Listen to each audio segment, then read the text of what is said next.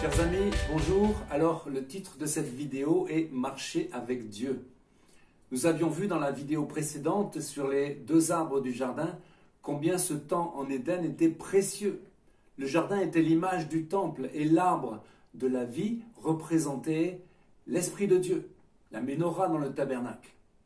Mais je voudrais résumer la situation en citant Genèse 3:8. Alors ils entendirent la voix de l'Éternel Dieu qui se promenait dans le jardin vers le soir. Et l'homme et sa femme se cachèrent loin de la face de l'Éternel Dieu, au milieu des arbres du jardin.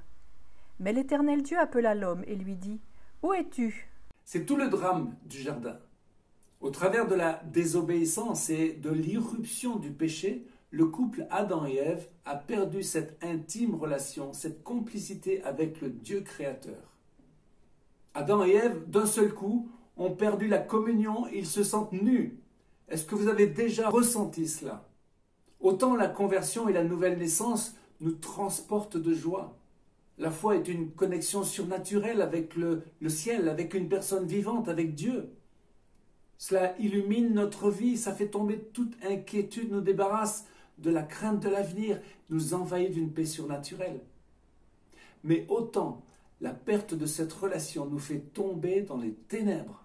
C'est comme si on éteignait la lumière. C'est terrible de perdre la relation avec Dieu. Revenons au jardin. Dieu était chez lui dans le jardin, comme dans le temple. Dieu se promenait, dit la Bible.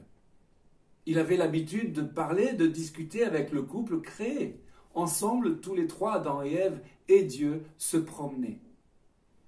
À la fin du chapitre 1 de Genèse, Dieu dit « Il vit que tout ce qu'il avait fait était très bon ».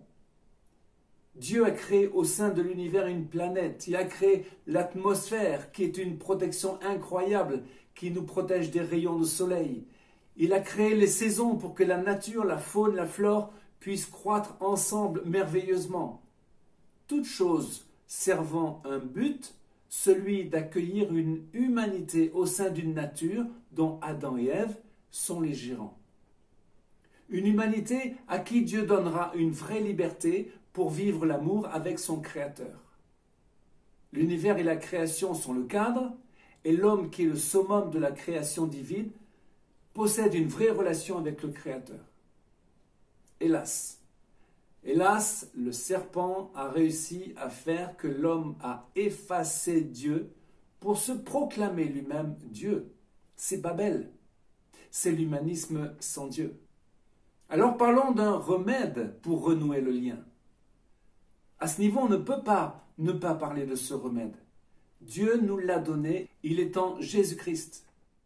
Il y a un verset qui nous permet de renouer le lien avec le ciel et de retrouver les bras d'amour de Dieu. Lisons 1 Jean 1,9, apprenons-le par cœur. Si nous disons que nous n'avons pas de péché, nous nous séduisons nous-mêmes et la vérité n'est point en nous. Si nous confessons nos péchés, il est fidèle et juste pour nous les pardonner et pour nous purifier de toute iniquité. L'œuvre de la croix, le sacrifice et le sang ont une efficacité. Le sang de l'agneau a été versé une fois pour toutes, possédant une puissance qui nous donne la capacité de revenir à Dieu, de nous retrouver debout quand le péché nous fait tomber. C'est le plaisir de Dieu, chers amis, de nous remettre debout, de nous faire retrouver cette intimité, car Dieu a créé l'amour et pour aimer, il faut au moins être 2. Mais attention aux tentatives de l'ennemi de nous garder la tête sous l'eau, avec notamment la culpabilité. Elle s'insinue et nous mène à la dépression.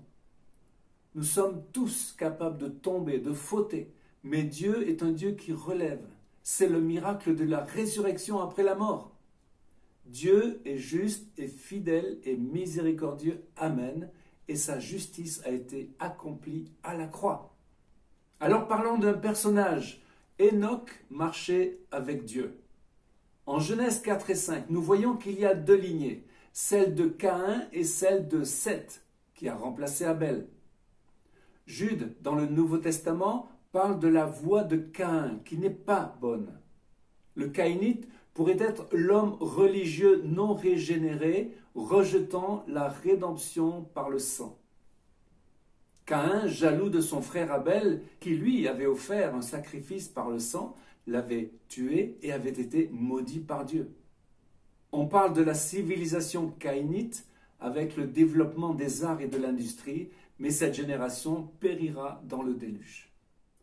Avec la généalogie de Seth, il y a Énoch, le fils de Seth, et il invoque pour la première fois le nom de l'Éternel.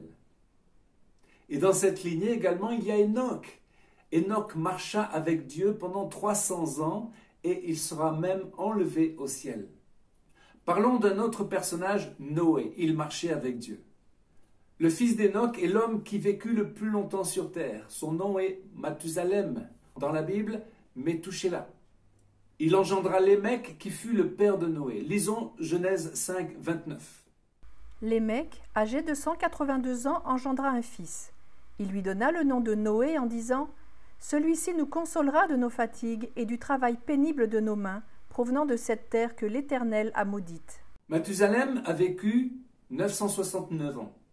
De l'an 687 à l'an 1656 après la création d'Adam. Et c'est l'année même du déluge selon une chronologie, celle de l'évêque anglican irlandais James Ussher. Alors, Noé, il fut donc l'homme choisi de Dieu. Noé était juste et intègre alors que la méchanceté des hommes était grande sur la terre. Lisons Genèse 5, 8. Mais Noé trouva grâce aux yeux de l'Éternel. Noé était un homme juste et intègre dans son temps. Noé marchait avec Dieu. Un autre personnage, Abraham, lui marchait dans la présence de Dieu. Genèse 48, 15 nous révèle que les trois patriarches ont marché dans la présence de Dieu.